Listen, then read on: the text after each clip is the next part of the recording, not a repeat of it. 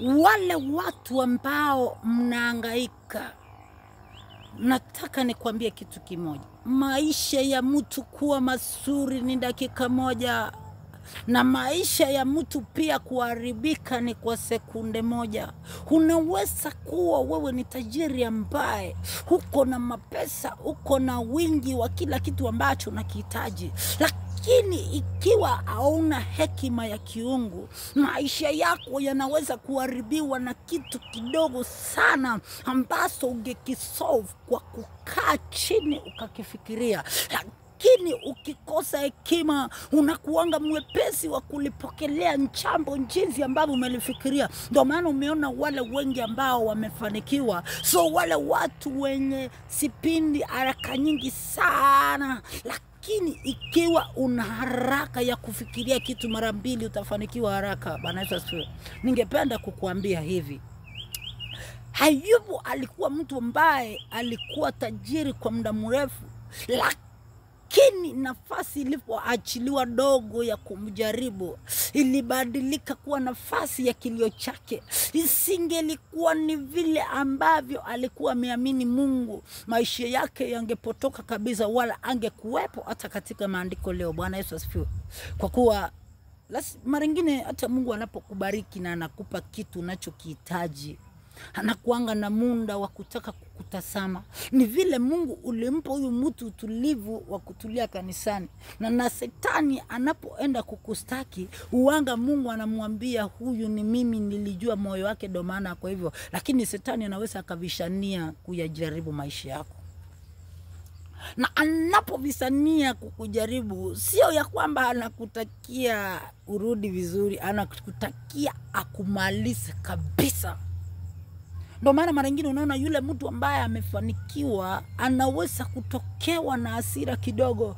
Ndugu, mtu akatokea pale, akakuja akakufanyia kitu ambacho kikikuuma tu, uchukue hasira ya uchukue uamuzi wa hasira. Unaweza kugonga mtu ambaye unamuona afai kwa lolote, ila unaingia hasara ya unaweza gonga mtu kidogo tu na akafa, na hujui ni Shetani alikuwa anakupima, alikuwa anakutafuta jinsi atakavyokuangusha. Ndio sababu uliona Ayubu kurudi kwake ni kwa kuwa alikuwa na dhambi. So ukiona umefanikiwa pia, ya kupasa ujue Shetani achoki kukujaribu. Ukiona mambo yametulia sana, ndugu yangu, anza kuombea hasira zako, anza kuombea hisia zako. Na nataka niseme hiki cha pili.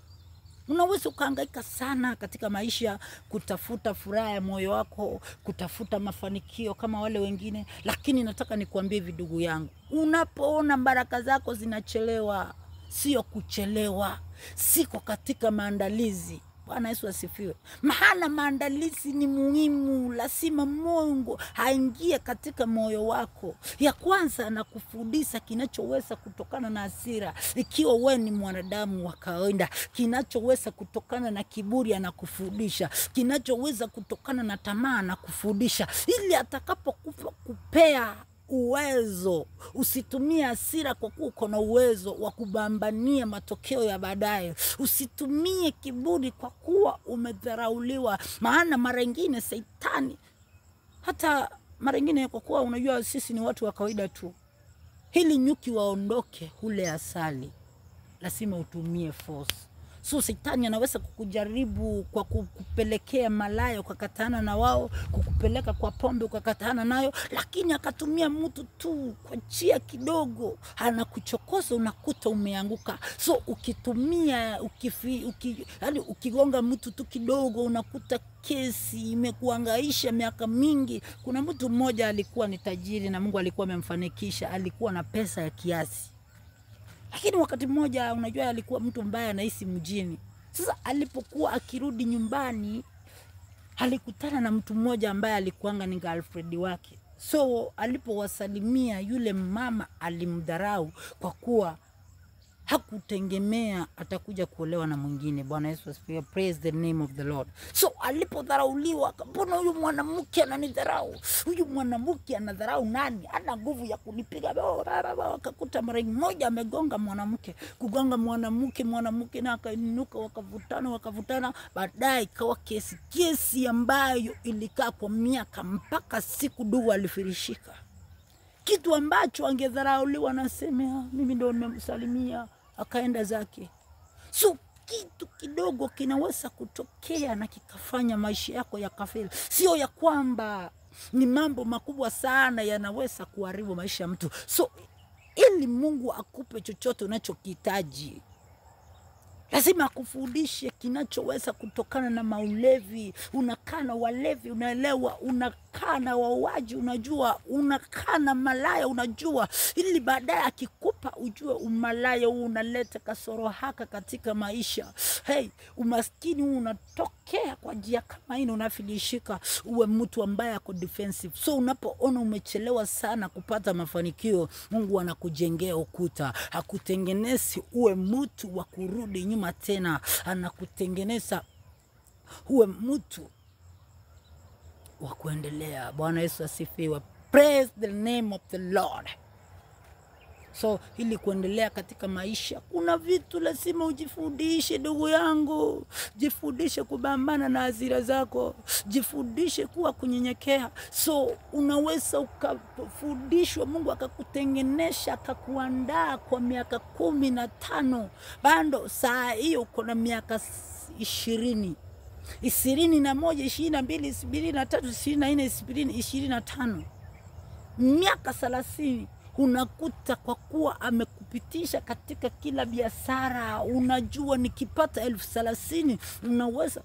Umeajiriwa kwa soko, umefanya kazi ya soko. Umeajiriwa kwa kazi ya duka, umejua mambo ya duka. Umeandikwa kwa kilabu, umejua pesa inayoweza kutokana kwa kilabu. Umeandikwa kwa samba, umejua faida ambayo inaweza kutokana na samba. So ikiwa itafika wakati upate pesa ya kufanya kazi, utajua nifanya kazi gani, ni gani kuna faida katika zote ambazo nimezipitia, katika zote ambazo nimeajiriwa. Utakuwa una map yote ya bila unaweza kufanikiwa. So unapoona umechelewa, umebambana, imeshindikana, sio ya kwamba Mungu hajapanga kukubariki, lakini maandalishi ni muhimu. Kuna wakati Mungu hawezi kukupea pesa, maana pesa imeumisha wengi, imeua wengi. Mtu anapata pesa, hiyo siku anapiga sherehe na wenzake, unasikia alikuwa na kangari kake ajabu anjali imeua wengi.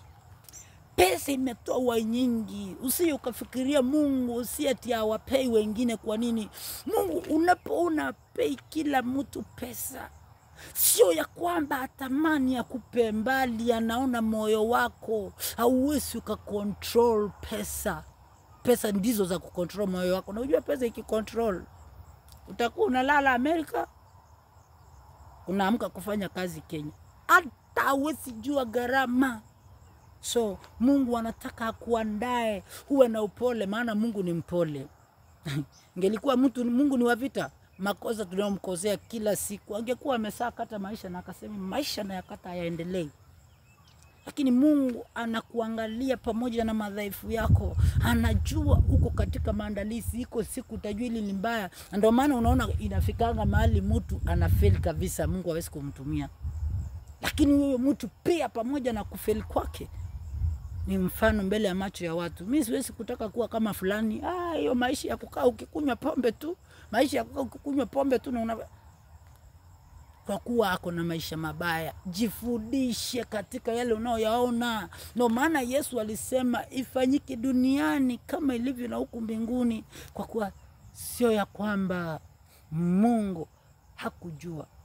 Alijua mapenzi yake yanafaa yafanyike duniani kwa njia ya mbinguni. So jifundishe na ujue kwa nini fulani akaishi maisha ya kukunywa pombe tu.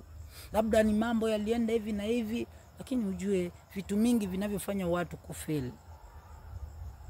Love ama shortcut. unatumia maisha ambayo unatumia shortcut fulani ili kupata mafanikio yako, baadaye ikijulikana itakufukuza palipo na baraka yako. Ni vizuri kuvumilia kidogo unachokipata. Wacha tamaa ndugu yangu. Pia nasi tumechapwa vita, lakini imefikia kiwango tumejua vita nyingi zinachotuangaiza zinatokana na nini. So God loves you.